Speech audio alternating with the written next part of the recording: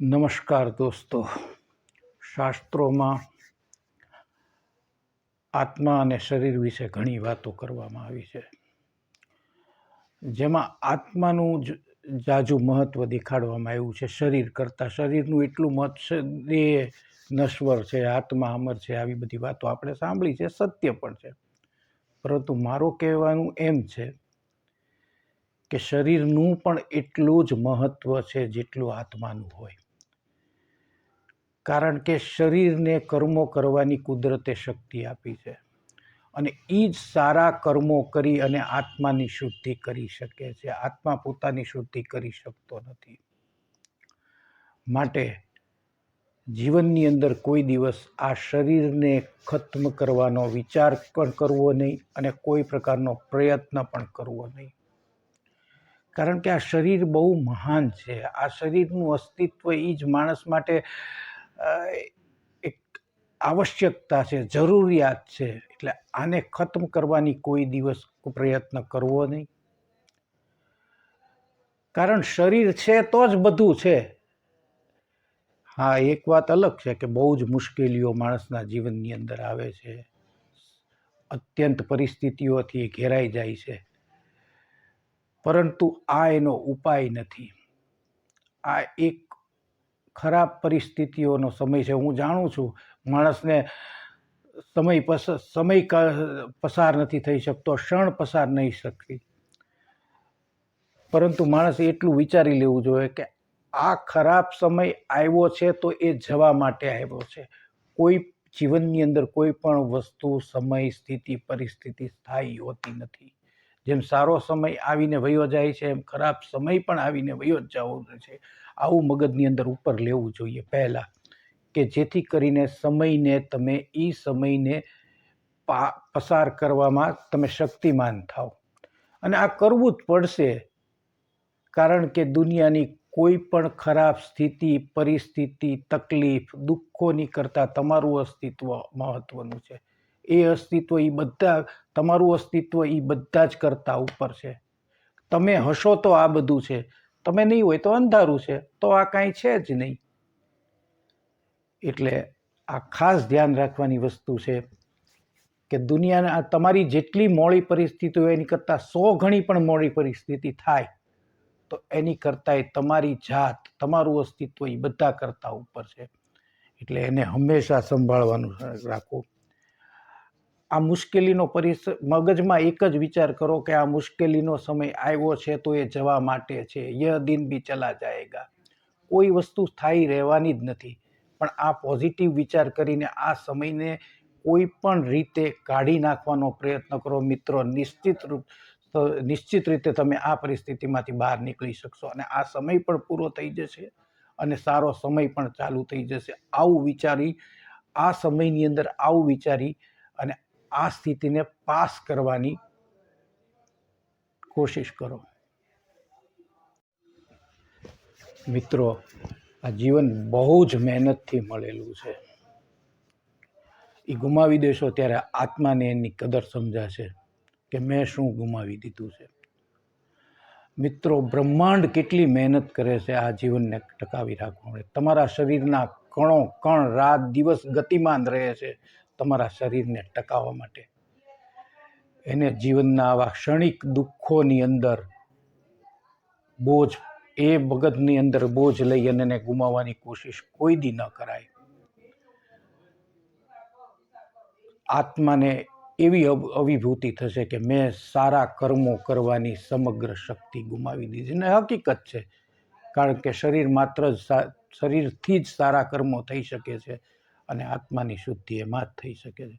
માટે મિત્રો, જીવનને ખતમ કરવાનો વિચાર કોઈ દિવસ વિચાર લાવશો નહીં, પ્રયત્ન કરશો નહીં, અને આવે તો એ વિચારને ખતમ કરવાની કોશિશ કરજો.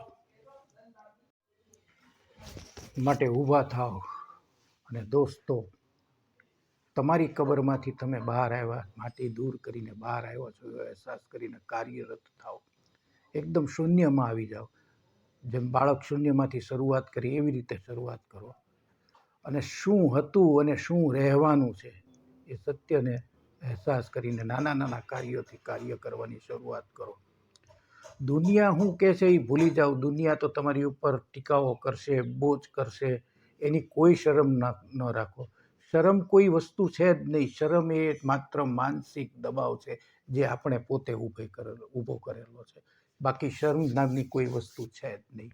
ગમે તેટલું નાનું કાર્ય કરો, નાના કાર્યથી આગળ નિરંતર કાર્ય કરતા રહો.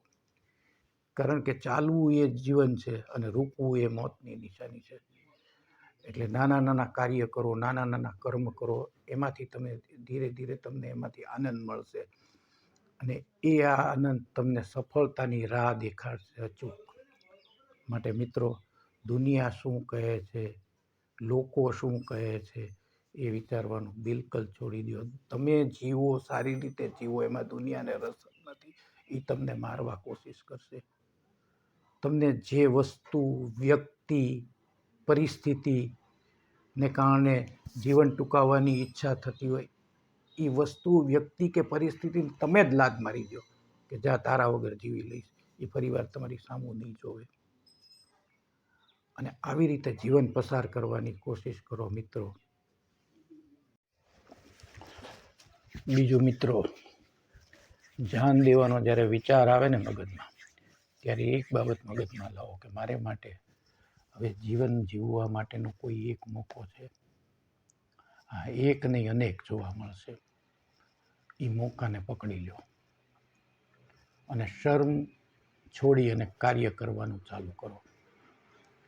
મંદિર જાઓ, મસ્જિદ જાઓ, ભગવાનમાં આશીર્વાદ લઈ અને કર્મ કરવાનું ચાલુ કરો.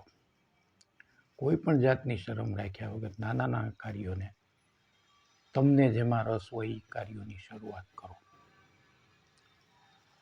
એ નાના નાના કાર્યોની સફળતા તમને ખુશીની વાઇબ આપશે.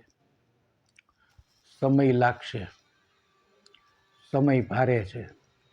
કરેલા કર્મોનું ફળ ભોગવો, આ એક સ્વીકારી લ્યો, કરેલા કર્મનું ફળ ભોગવવું પડશે. હા, પણ એટલી શ્રદ્ધા રાખો કે કુદરત તમને આ ફળો ભોગવવાની શક્તિ અચૂક આપે છે. કુદરત એક બારણું બંધ કરે ને તો બે બારણા ખુલે છે. આ એનો નિયમ છે. આને મગજમાં રાખો અને કર્મ કરવાનું ચાલુ કરો. બીજું દોસ્તો, નાની નાની ચીજોમાંથી આનંદ લેવાનું આદત પાડો. જેમ કે એક ચાયની ચુસ્કીમાંથી આનંદ મેળવો, પક્ષીઓની કિલબિલાટનું સાંભળી અને એમાંથી આનંદ મેળવો, મેઘધનુષ્યના રંગો જોઈ એમાંથી આનંદ મેળવો. લોકો ટીકા કરે તો એ ટીકા કરવાવાળાને દુઆઓ દઈને આનંદ મેળવો. તમે ત્યારે જ તમારી જાતને એની કરતાં ઊંચા સમજશો. આવી અનેક વસ્તુ હોય છે કે તમે જેમાંથી નાની નાની વસ્તુઓમાંથી આનંદ મેળવી શકો. તમારી ઇન્દ્રિયોમાંથી આનંદ મેળવો, તમારા શરીરના રંગમાંથી આનંદ મેળવો. તમારી કરતાં નીચેના લેવલના લોકોને જોઈ અને કુદરતનો આભાર માનો કે હે ભગવાન, તે મને આ લોકોને 2 ટાઈમનું પૂરતું ખાવા પણ નથી મળતું અને મને ત્યાં આવી રીતે ખાવા પીવાની કોઈ તકલીફ નથી રાખી. એનો એક આનંદ છે. એ બી એક તમે પોતે અનુભવ કરો અને મગજની અંદર એક નિશ્ચય કરો.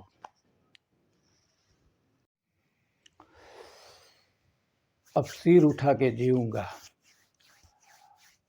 मस्त चलूंगा कदम उठाकर, गिरने उठने की चिंता नहीं है, पाने खोने की फिक्र नहीं है, अब नई राह पर जाना है और नज़ारों को खुद में भर देना है. जिंदगी से कोई उम्मीद नहीं, ना कुछ लेना है ना कुछ देना है, किरदारों को निभाकर इस कहानी के पन्नों को भरना है. 4 दिन का मेला देखकर फिर वापिस चल देना है. जियो जियो मेरे दोस्त, जियो और इस कहानी को नया आयाम दो. नमस्कार.